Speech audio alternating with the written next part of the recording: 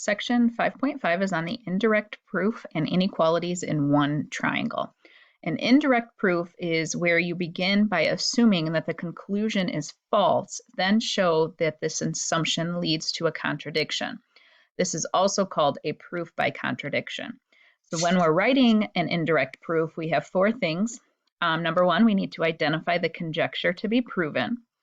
Number two, we have to assume the opposite, the negation of the conclusion is true. Number three, we have to use direct reasoning to show that the assumption leads to a contradiction. And number four, we have to conclude that since the assumption is false, the original conjecture must be true. So I know that probably doesn't make a whole lot of sense right now. So let's look at an example. So example one here, it says write an indirect proof that a right triangle cannot have an obtuse angle. So step number one, we need to identify the conjecture to be proven. So we are given that triangle JKL is a right triangle just by that picture because we have that little square down there that tells us that's a right angle. So therefore it's a right triangle. So we have to prove that JKL does not have an obtuse angle. So now move on to step two. We're going to assume the opposite of the conclusion. So we're assuming that triangle JKL has an obtuse angle, and we're going to pick one of those. So obviously it can't be the angle J, because that's 90 degrees. So it has to be K or L. I just picked K for this one.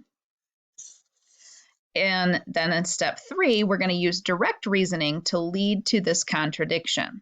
So we know that if angle J is 90, that a triangle has to add up to be 180, that those other two angles, angle K and angle L, have to add up to be 90 together. So this is the acute angles of a right triangle are complementary. So that means that together they add up to be 180. They add up to be 90. Complementary is 90 degree angles, not 180. The measure of angle K, so the top angle there, is 90 degrees minus the measure of angle L, because we know that together those make 90 degrees. So we're going to take off the measure of angle L. We'll be left with K. Then that tells us that the measure of angle K has to be greater than 90 degrees.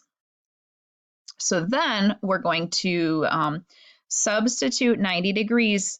Substitute 90 minus the measure of angle L for the measure of angle K, because that's what we figured out up above.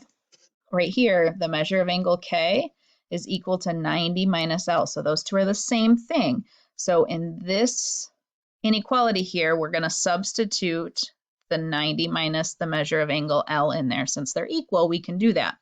So that therefore leads us to this inequality. And then we're going to subtract 90 from both sides to solve for the measure of angle L. And it's saying that the measure of angle L has to be less than 0 degrees. That is not possible because a triangle can't have an angle with a negative angle measure. So that takes us into step 4, that we concluded that the original conjecture is true. The assumption that triangle JKL has an obtuse angle is false. Therefore, triangle JKL does not have an obtuse angle. So we had to work our way back through that to prove that there's no way that it could have a 90 degree, or a right triangle cannot have an obtuse angle, something larger than 90 degrees. All right. That is the indirect proof. Kind of long, but working our way through there and proving it. Now we're going to move into the angle side relationships of a triangle. And we have this theorem here that says if two sides of a triangle are not congruent, so they're not the same, then the larger angle is opposite of the longer side. So in this triangle, the larger angle is opposite of the longer side. So therefore, AB is longer than BC. So angle C, that's opposite of side AB, has to be the larger angle. So out of the two, then angle A is smaller because it is opposite of the smaller side. The next theorem says that if two angles of a triangle are not congruent, then the longer side is opposite the larger angle. So this is the opposite of the first one. This one's starting with the angles and talking about sides. The top one started with sides and talked about the angles. So the larger angle is opposite the larger side. So for example 2, it says write the angles in order from smallest to largest. So the largest side is HJ, and it is opposite of angle G. So the angle G has to be the largest. Then out of the last two sides, 28.5 is larger, so it is opposite of angle J. So angle J would be the middle. And then the smallest side is 27.2. It's opposite of angle H, so angle H would have to be our smallest side. Angle, sorry about that. And I just wrote them backwards, so there is a good example for you guys. Make sure you write or reread the directions. How do they want you to order them? I ordered them from largest to smallest. The direction says smallest to largest, so I got to flip these around.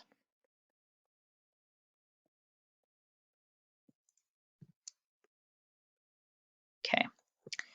Now the next one says write the sides in order from shortest to longest. So we know two of the angles. So if I add those two together, 54 and 39, that's 1380, 93, and then 180 minus 93, we get 87. So this one is 87. So shortest is first. So we want the smallest angle, that would be 39. So then the shortest side would be KM, not H. And then 54 or 87, 54 is the next. So it is opposite of LM. So segment LM would be the next in length. And then our largest angle is the 87 degrees. It's opposite of KL. So KL has to be our largest side. All right, now the sum of any two side lengths of a triangle is going to be greater than the third side. So we can pick two sides, add those two sides together, and that number has to be bigger than the other side. So there's three different combinations there that we could add together, and it's still longer than the other side that wasn't added together.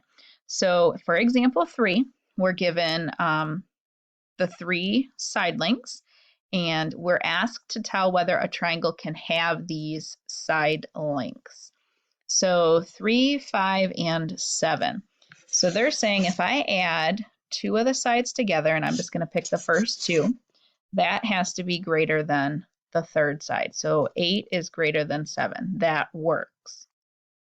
Now if I do the first and the last, I have 3 plus 7. That has to be greater than 5. So 10 is greater than 5. That definitely works. And then 5 and 7 has to be greater than the other side, which was 3. So 12 is greater than 3. All of those are true.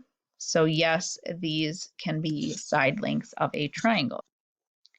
Next, we have 4, 6.5, and 11. So I'm going to start off with the first ones. 4 plus 6.5 has got to be greater than 11. 4 plus 6.5 is 10.5, and that's supposed to be greater than 11. And that is not true, so this is a no. This cannot be three sides of a triangle. And then our last example has the variable n, but if you read all the way to the end, it says when n is 3. So 3 plus 5, this would be a side of 8. This would be 3 squared, so that would be a 9, and 2 times n, so that would be 2 times 3. That would be a 6. So if I have 8 plus 9, that has to be greater than 6. So 17 is definitely greater than 6. And then we can have 8 and 6. That has to be greater than 9. So that would be 14 is greater than 9. And then last, 9 plus 6 has to be greater than the other one, 8.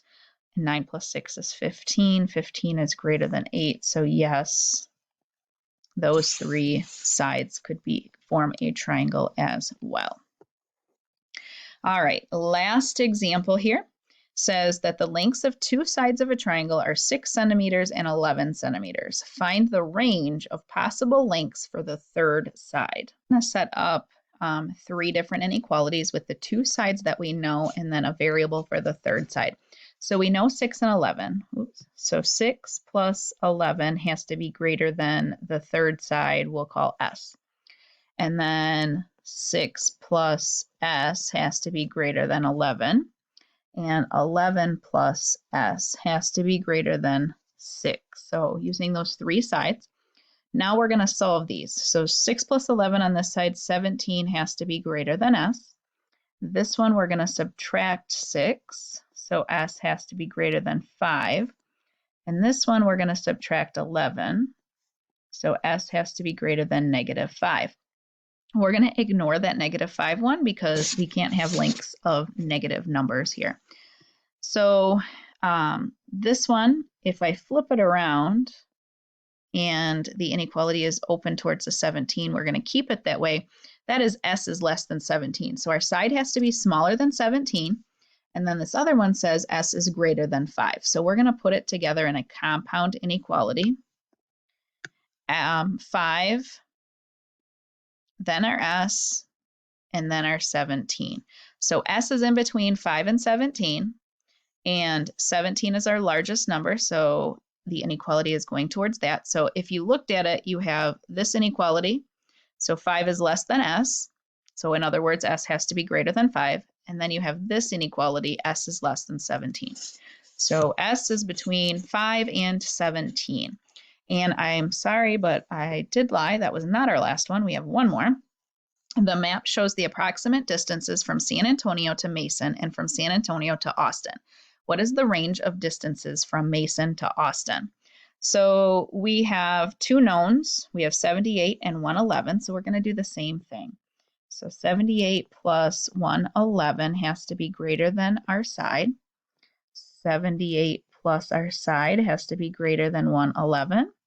And our side plus 111 has to be greater than 78. So if I go through this and solve, 78 plus 111 is 189. And we're going to subtract 78 from this. So it would be 3 and 3, 33. So S is greater than 33. And then subtract 11 from here, we're going to get a negative number. So we're going to ignore that one. So 33 is our smaller number. And 189 is our largest number. So S is less than 189 and S is greater than 33. So anywhere between those two numbers can be the distance from Mason to Austin.